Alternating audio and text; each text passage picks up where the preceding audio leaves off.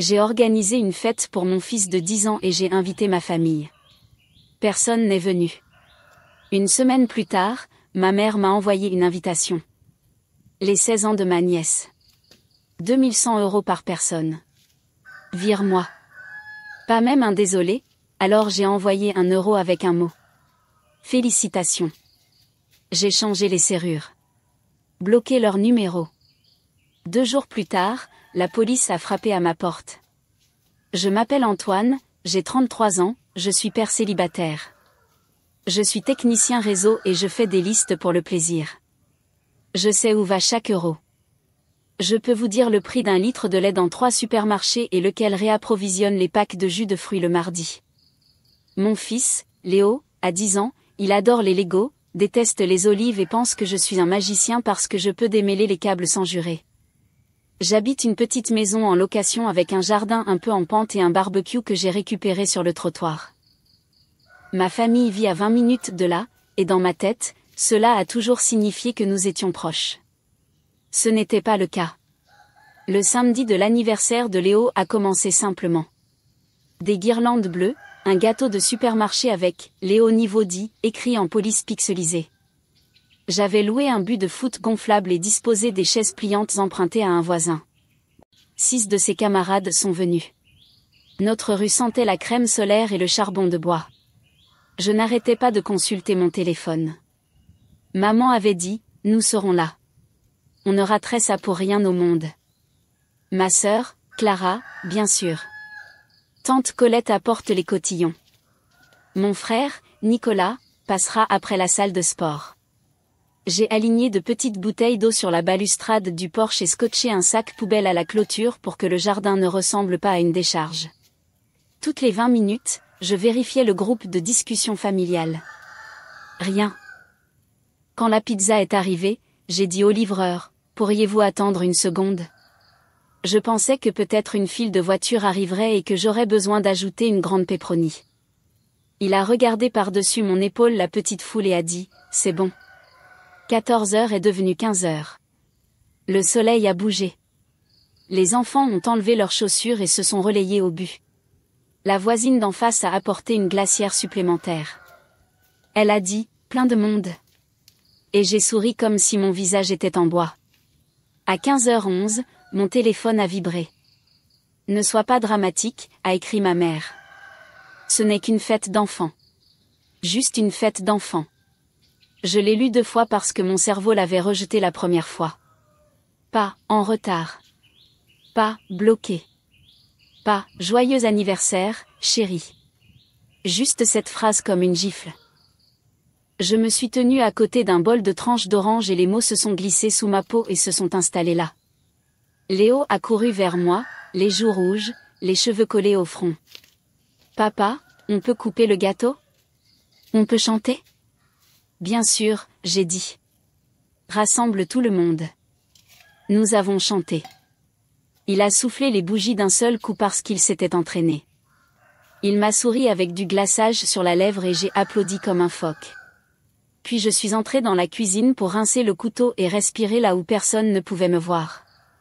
La porte moustiquaire a couiné. Derrière moi, la bulle du groupe de discussion a de nouveau éclaté avec des points clignotants comme un battement de cœur. Un nouveau message de Clara est apparu. On se rattrapera la prochaine fois. Aujourd'hui, c'est la folie. Puis une photo publiée sur son histoire est apparue sur mon écran de verrouillage. Brunch mimosa. Une légende, dimanche self-care un samedi avec mes potes. Ma mère était dans le coin de la photo, lunettes de soleil, tenant une flûte de champagne. Le bras de Nicolas, le tatouage que j'avais aidé à payer, était autour de leur chaise. Je me tenais là, un couteau humide à la main, un gâteau derrière moi et un enfant de 10 ans dans le jardin qui croyait encore que les adultes disaient ce qu'ils pensaient. La maison sentait le sucre et le liquide vaisselle. Quelqu'un dehors a crié, « But !» et une clameur s'est élevée. J'ai posé le couteau et me suis essuyé les mains sur une serviette. Je suis retournée dans le jardin et j'ai distribué les assiettes. Et je n'ai pas dit un mot à propos des chaises vides. Pas un seul. Lorsque le dernier enfant est parti, Léo et moi nous sommes assis dans le calme et avons construit le vaisseau spatial qu'il avait déballé. Il n'a pas posé de questions sur mamie, tante Colette ou tonton Nicolas. Peut-être qu'il ne voulait pas. Peut-être qu'il savait déjà. À 20h04, après qu'il se soit endormi sur le canapé avec une part de pizza à la main comme un petit roi, mon téléphone a de nouveau sonné. Maman. Cette fois avec un message vocal, plus aigu, insouciant. N'en fais pas toute une histoire, Antoine. Il a 10 ans. Il s'en souviendra à peine. J'ai fixé le plafond et j'ai senti quelque chose en moi devenir froid et plat. Une nouvelle forme d'arête. Je n'ai pas répondu. J'ai commencé à compter les chaises à rendre et les canettes à recycler. J'ai raclé le glaçage dans la poubelle. J'ai plié la banderole dans une boîte à chaussures avec les bougies restantes. J'ai tout remis à sa place. C'est ce que je fais. Et puis j'ai posé mon téléphone face contre terre sur le comptoir parce que si je lisais une phrase de plus de leur part, j'allais dire quelque chose que je ne pourrais pas remettre dans la boîte. J'ai toujours été le dépanneur. Celui qui connaissait le mot de passe Wi-Fi et la date limite des impôts. Celui qui se souvenait du plat d'accompagnement préféré de chacun. J'avais 21 ans quand papa est parti. Les mots de maman sur l'allée étaient « Tu es l'homme de la maison maintenant ». Ce n'était pas un discours d'encouragement. C'était une mission. Quand Clara a lancé son dernier atelier, j'ai construit le site web et payé les 6 premiers mois d'hébergement. Tu te feras rembourser quand je serai rentable, a-t-elle dit. Dégagé, comme si la rentabilité était une prévision météo. Quand Nicolas a eu un retrait de permis à 25 ans, j'ai pris un jour de congé pour être avec lui au tribunal. C'est moi qui ai conduit maman aux urgences cet hiver-là. Elle avait la grippe et n'arrêtait pas d'essayer de cuisiner quand même. C'est moi qui ai viré le loyer de Nicolas. Juste cette fois-ci, 3 mois séparés, juste cette fois-ci. Chaque fois, ça venait avec un refrain. Maman, la famille aide la famille. Clara, tu es incroyable, chérie. À elle-même dans le miroir. À moi, c'était, tu peux me dépanner jusqu'à vendredi. Nicolas, tu sais que je te rembourserai. Il ne l'a jamais fait. Il achetait de nouvelles jantes, cependant, donc au moins le mensonge avait une bonne adhérence. Le jour où Léo est né, je lui ai fait une promesse, et à moi-même. Il ne s'assiérait jamais sur une chaise en plastique à une fête et ne se demanderait pas si ses proches se souciaient de lui. Il aurait du gâteau même quand l'argent était serré. Il aurait des messages d'excuses quand les gens faisaient des erreurs. Il aurait des adultes qui essayaient. L'argent était souvent serré. La garde d'enfants est un 2e loyer. L'assurance maladie est un 3e. J'ai quand même réussi à m'en sortir. Au fil du temps, des petits boulots. Vendre ma vieille guitare pour couvrir le dentiste. Quand il a trop grandi pour ses crampons en milieu de saison, j'en ai trouvé une paire dans un magasin d'occasion et je les ai nettoyés avec une brosse à dents jusqu'à ce qu'elles brillent. Pendant ce temps, le groupe de discussion de ma famille ressemblait à un blog de voyage. Dégustation de vin, retraite silencieuse qui était d'une manière ou d'une autre très bruyante sur Instagram. L'air de la vie douce de Clara. Le grincette de Nicolas. Avec un camion loué, il prenait plus de photos qu'il ne conduisait. Quand j'ai demandé à maman une fois si elle voulait faire un dîner hebdomadaire avec nous, elle a dit « Chérie, mon agenda est plein. Le mois prochain. » Le mois prochain n'est jamais arrivé, mais mon téléphone s'est allumé le jour de la paix. Petite bulle verte. Un petit service. Urgence. Ne dis à personne que j'ai demandé. L'automne dernier, Clara a réservé un voyage entre filles à Tulum et m'a appelé à 23h la veille. Ma carte de compagnie aérienne a été refusée. Tu peux arranger ça? Je te rembourserai lundi. Le lundi est venu et est reparti. Quand j'en ai parlé, elle a soupiré. Ne sois pas mesquin, Antoine. L'argent va et vient. Les souvenirs sont éternels. En décembre, maman m'a envoyé un tableur comme une demande de rançon. Plan de cadeau de Noël. Nom, article, colonne de prix, code couleur à droite en gras. Nous devrions partager équitablement. Égal signifiez-moi parce qu'aucun d'eux n'a proposé. J'ai acheté à Léo un manteau d'hiver et un livre. J'ai acheté à maman le mixeur dont elle parlait depuis le printemps. J'ai donné à Clara une carte cadeau pour un magasin de fournitures. Nicolas a eu de nouvelles baskets. Mon cadeau a été leur silence au dîner quand j'ai demandé si quelqu'un pouvait apporter le dessert la prochaine fois. Cela s'est accumulé et pas seulement sur mon application bancaire. Cela s'est accumulé dans ma poitrine. La logique d'être le responsable, c'est que vous devenez leur plan et ils ne le voient même pas. 2 jours après la fête de Léo, je me suis réveillée avec un nouveau message dans le groupe de discussion familiale. Tout en majuscules, point d'exclamation, emoji pailleté de maman. Très important. RSVP avant mercredi. Les 16 ans de ma nièce. 2100 € par personne. Vire-moi. Pas de « bonjour ». Pas de « comment s'est passée la fête ?» Juste le prix de mariage le plus déraisonnable du monde collé sur l'anniversaire d'une adolescente avec l'urgence d'un exercice d'incendie. Joint. Un PDF avec une photo de ma cousine en diadème. Une salle de bal avec des orchidées en cascade du plafond. Un menu qui se lisait comme une brochure de bateau de croisière. Bar à caviar. Un sculpteur sur glace. Un artiste interactif de glace. J'ai fixé le chiffre comme s'il allait clignoter pour devenir quelque chose de sensé. 2100 € par personne. Et puis cette phrase de maman, nous aurons besoin qu'Antoine couvre aussi la place de mamie. Elle a un revenu fixe. C'était ça. L'hypothèse comme un réflexe. Mon nom est un portefeuille. Aucune mention de Léo. Pas de « désolé ». Nous l'avons manqué. Pas même un mème. Juste une facture à laquelle je n'avais jamais consenti. 5 minutes plus tard, Clara est intervenue. On est tous partants. Bien sûr. Colette ne peut pas faire moins que le premium. Aussi, on peut faire un cadeau de groupe ? Antoine, tu peux coordonner ? Tu es un gars des tableurs. Nicolas, yo, ils ont un open bar ?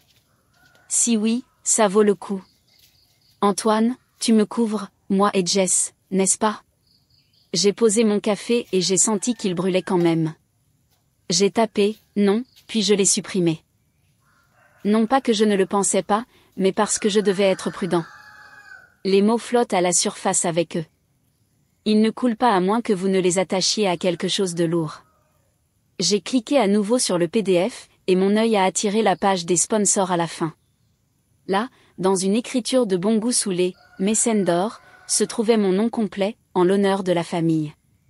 Je n'avais pas donné 1 euro. On ne m'avait pas demandé. Clara l'avait soumis. J'ai reconnu la photo qu'elle avait utilisée. Elle avait été volée sur mon LinkedIn. Mon estomac a fait un lent et obstiné roulement. J'ai fait défiler les messages de samedi pour voir si j'avais manqué quelque chose. Peut-être y avait-il un « tellement désolé » enterré sous un mème. Il n'y en avait pas.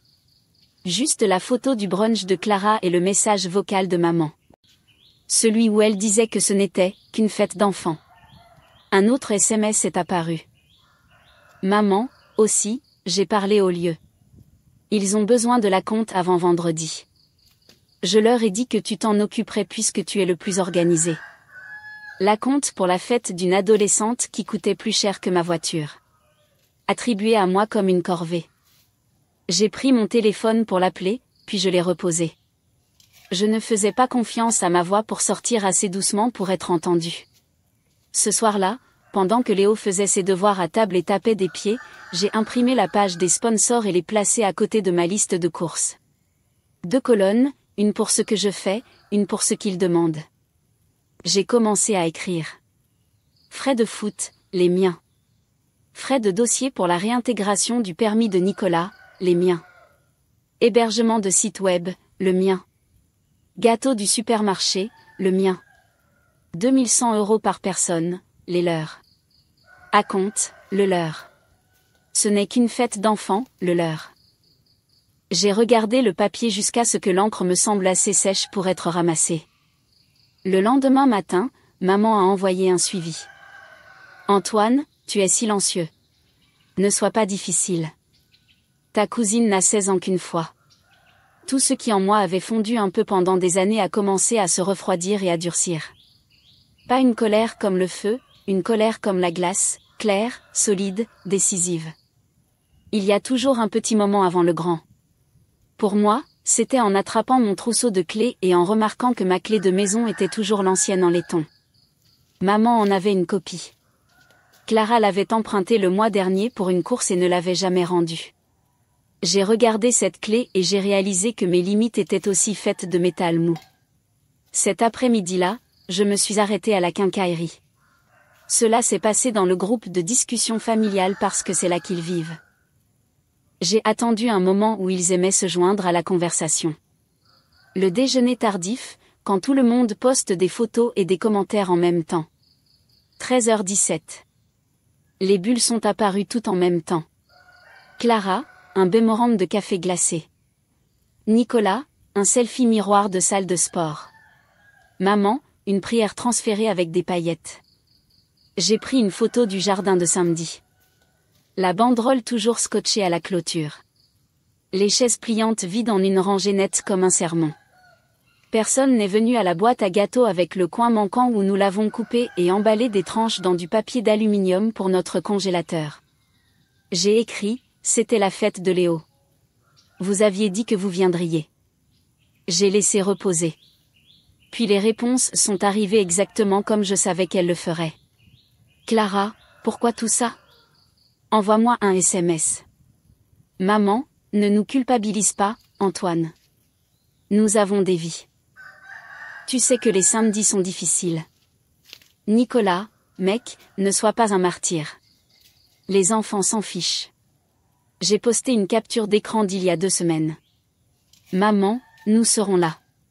Puis une autre de Clara, tante Colette apporte les cotillons. Puis la photo du brunch avec leur visage dans le coin et la légende, avec mes potes. Pas de commentaires, juste les visuels. Les faits ont leur propre gravité. Silence. Puis maman encore. Ça suffit. Nous nous concentrons sur les 16 ans maintenant. J'ai envoyé le lien. La compte est du vendredi. Sois un adulte. Je sentais mon pouls dans mes pommettes. J'ai tapé lentement. Je suis un adulte. Je suis le papa de Léo. Une autre pause. Clara a répondu avec l'équivalent textuel d'un coup de cheveux. Ne fais pas tout tourner autour de ton gamin. J'ai fixé ces mots jusqu'à ce qu'ils se brouillent. Puis j'ai écrit, vous n'êtes pas venu à l'anniversaire de votre propre neveu petit-fils. Une semaine plus tard, vous m'avez envoyé une facture de 2100 € par personne pour une adolescente que je vois 2 fois par an. Vous avez mis mon nom comme sponsor sans demander. Vous avez dit à un lieu que je paierais un acompte. Vous avez dit que j'étais difficile quand je n'ai pas répondu assez vite. Voici ma réponse. Non. J'ai appuyé sur envoyer. Avant qu'il ne puisse m'assaillir, j'ai ouvert l'application de paiement, j'ai trouvé maman et j'ai envoyé 1 €. Le mot, félicitations. C'était tout. Pas de paragraphe, 1 €, une phrase. Un miroir tendu à l'absurde. Puis j'ai changé les serrures.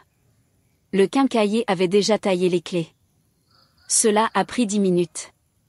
Le pen dormant a tourné en douceur pour la première fois depuis des années.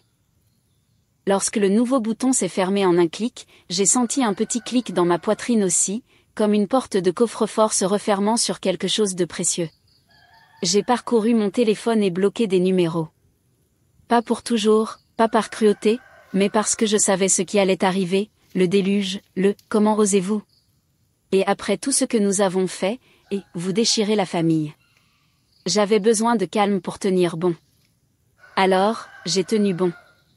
Au dîner, Léo a demandé plus de brocoli et m'a raconté une blague sur une banane dans une bibliothèque. Il ne savait pas que son père venait d'appuyer sur un interrupteur qui allait changer nos vies. Peut-être qu'il n'avait pas besoin de savoir tout de suite. Ce dont il avait besoin, c'était un père qui ne bronchait pas. Vers 20h, les messages rebondissaient sur le mur que j'avais construit. Le dernier a atterri avant le blocage. Maman, tu le regretteras. N'oublie pas qui t'a élevé. J'ai posé mon téléphone face contre terre et j'ai sorti la poubelle. Le lendemain, Clara a posté une histoire, un autocollant de compte à rebours pailleté pour les 16 ans. 10 jours. Mécène d'or, nous vous voyons. Mon nom brillait en dessous. Les commentaires applaudissaient. Tellement généreux. Objectif de famille. J'ai ouvert la page du lieu et envoyé un email formel. Veuillez supprimer mon nom de tous les matériaux imprimés et numériques immédiatement. Je n'ai pas autorisé de parrainage. J'ai joint des captures d'écran et des reçus. J'ai mis en copie une personne avec « manager » sous sa signature. Puis j'ai envoyé à maman et Clara le même email depuis une nouvelle adresse qu'elles n'avaient pas, juste pour qu'elles le lisent par peur de la corporation. J'ai dormi profondément pour la première fois depuis longtemps. Le genre de sommeil qui n'écoute pas les pas. 2 jours plus tard, à 7h42, on a frappé à la porte. Pas occasionnel, ferme. J'ai regardé par le Judas et j'ai vu 2 officiers. Bonjour. Nous répondons à un appel, a dit l'officier plus grand, il ressemblait à un homme qui avait vu beaucoup de tempêtes domestiques stupides. Quel genre d'appel ? J'ai gardé ma voix égale. Léo était toujours en pyjama à regarder un dessin animé avec un demi-œil et une demi-oreille sur la porte. Un membre de la famille a signalé des inquiétudes. A dit que vous faisiez des menaces. A dit que vous aviez leur propriété. A demandé une vérification du bien-être d'un mineur à cette adresse. C'était ça. 3 oiseaux d'une pierre. Me peindre comme instable, m'accuser de vol, et transformer l'inquiétude pour mon propre enfant en arme. Efficace. Entrez, j'ai dit, ouvrant la porte juste assez pour montrer un salon propre, un enfant sur le canapé, un bol de céréales. Nous allons bien. L'officier est entré et a fait le balayage poli que les gens font quand ils ne veulent pas avoir l'air de balayer. Le plus petit a fait un signe de tête à Léo. Salut, mon pote. Léo a fait signe avec sa cuillère. Salut, on peut parler dans la cuisine ? J'ai demandé.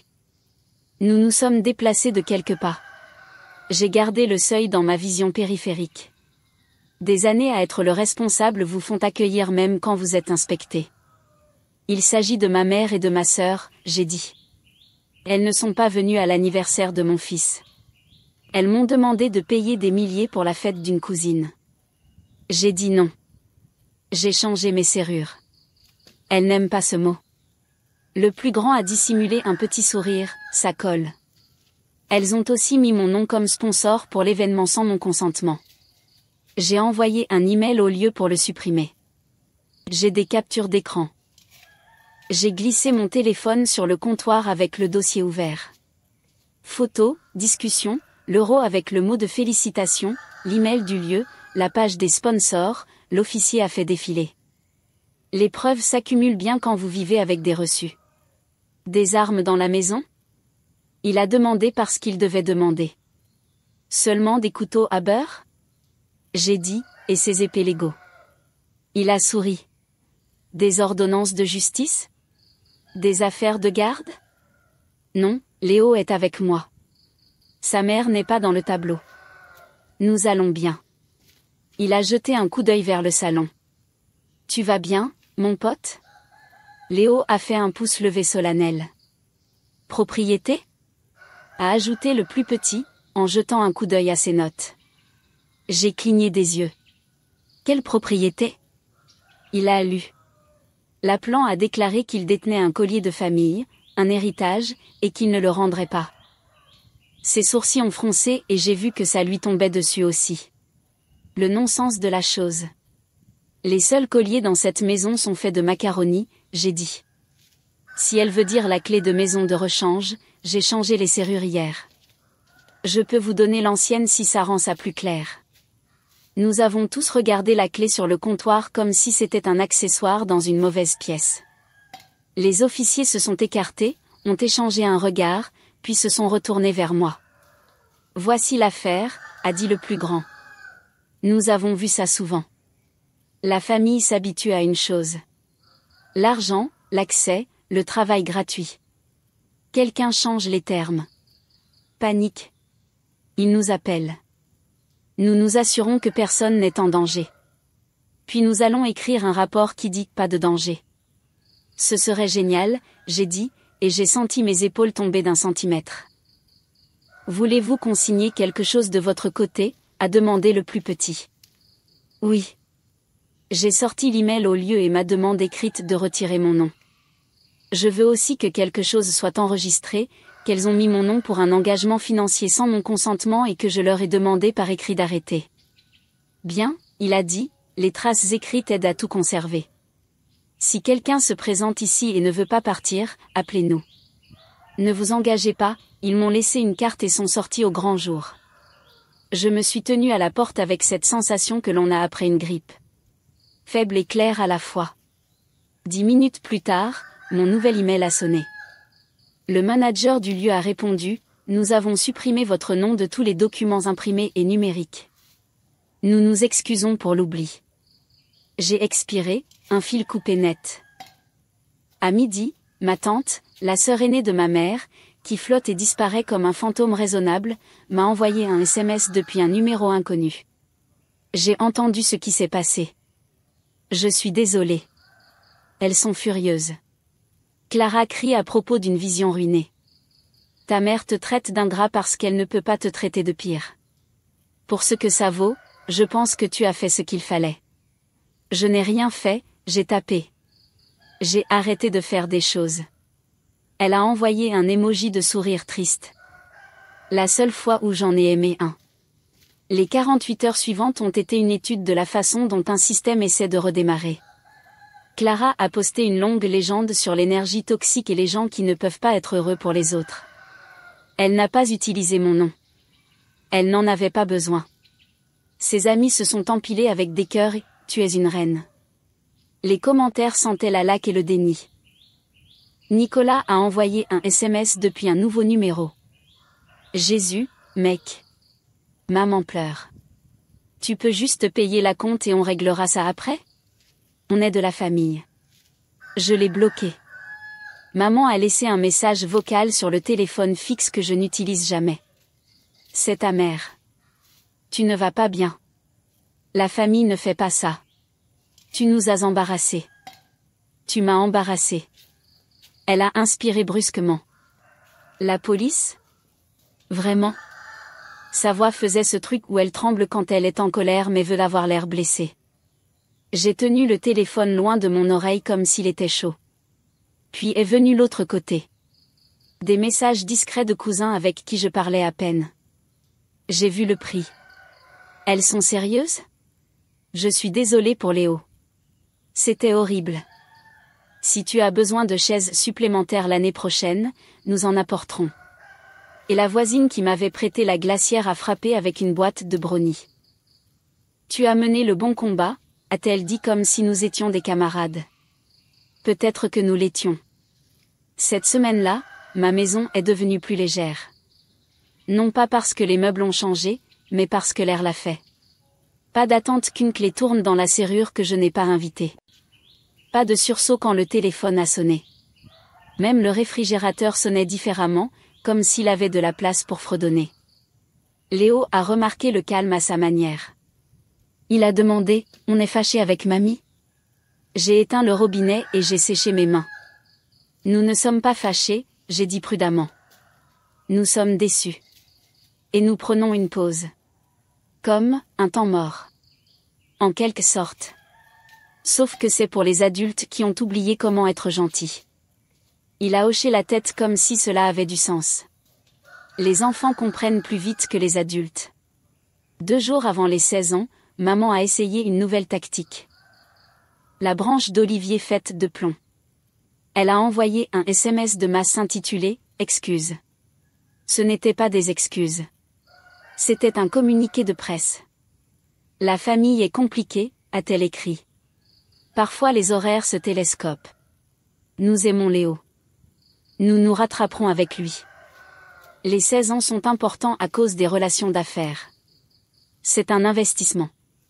Veuillez soutenir. Aussi, Antoine a été sous stress, alors ne le poussons pas. Merci. Investissement, relation d'affaires.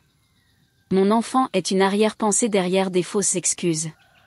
Je l'ai lu une fois et j'ai posé mon téléphone. À 17h, le lieu a de nouveau appelé ma nouvelle adresse email. Bonjour, monsieur Dubois, a dit le manager d'une voix énergique. Nous avons reçu un appel de votre mère déclarant que vous vous étiez réengagé dans votre parrainage et que vous paieriez le solde restant. Je voulais vérifier avant de continuer. Elle a menti, j'ai dit. Ne mettez mon nom nulle part. Si elle mentionne mon nom à nouveau, envoyez-moi l'enregistrement. Un clic de clavier. Compris. Le soir des 16 ans, j'ai emmené Léo au parc. Nous avons tiré des lancers francs jusqu'à ce que le ciel devienne orange. Son rire a ricoché sur le panneau, et j'ai pensé à quel point la joie est bon marché jusqu'à ce que quelqu'un essaie de la facturer. Nous avons pris des milkshakes en rentrant. Il a aligné ses figurines d'action sur la table basse, et je l'ai laissé regarder un film tardif. Je n'ai pas consulté mon téléphone pour un compte rendu minute par minute d'une fête que je ne verrai jamais. Je ne voulais pas savoir à quoi ressemblaient les centres de table quand ils étaient payés avec la culpabilité de quelqu'un d'autre. Quelque temps après 23 heures, un dernier SMS est arrivé de tante Nora. Ils ont placé mamie à côté d'une fontaine avec de la glace sèche et des stroboscopes. Elle a dit qu'elle ne voyait pas sa nourriture. Ta sœur a passé la moitié de la nuit à crier sur le fleuriste, le DJ, les serveurs. Il y a eu un moment où l'addition est arrivée et tout le monde s'est regardé. Personne n'a croisé le regard de ta mère. Je suis rentrée maintenant. Je voulais juste que tu saches que tu n'as rien manqué. J'ai posé le téléphone sur la table et j'ai regardé mon fils s'endormir avec du chocolat sur la lèvre. Je l'ai essuyé avec mon pouce et j'ai senti quelque chose s'ouvrir dans ma poitrine qui n'était pas de la colère, de l'espace. Dans la semaine tranquille qui a suivi, ma vie s'est réorganisée comme une pièce après que vous ayez déplacé un canapé et réalisé qu'il n'avait jamais été à sa place. J'ai dit à mon patron que je ne pouvais pas couvrir les week-ends supplémentaires pendant un certain temps. Il a dit, bien, va être un papa. J'ai mis un post-it sur le réfrigérateur qui disait, date limite de bourse pour le camp de foot, et j'ai effectivement postulé à temps. J'ai créé un Google Drive appelé, reçu ou limite, et chaque fois qu'une pensée essayait de me contredire. Tu es dur. Tu le regretteras. J'ai déposé une autre capture d'écran dans le dossier et la pensée est restée silencieuse. Le jeudi, une carte est arrivée par la poste avec une écriture d'enfant. Cher Léo, joyeux anniversaire. Désolé de ne pas être venu. Ma maman a dit qu'on devait aller à une autre fête. Je voulais le gâteau avec les pixels, d'Emma la voisine. Il y avait 2 € scotchés à l'intérieur. Il a souri comme s'il avait trouvé un trésor. J'ai pris une photo de lui la tenant et je l'ai envoyée à personne d'autre qu'à mon propre avenir.